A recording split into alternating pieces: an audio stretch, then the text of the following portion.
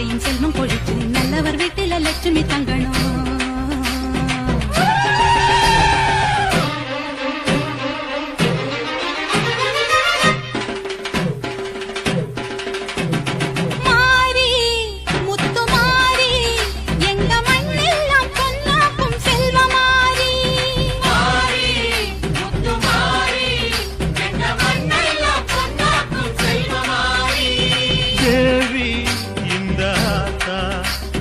தேவையெல்லாம் தேடி வந்து சேர்த்தா தேவி இந்த ஆத்தா எங்க தேவையெல்லாம் தேடி வந்து சேர்த்தா.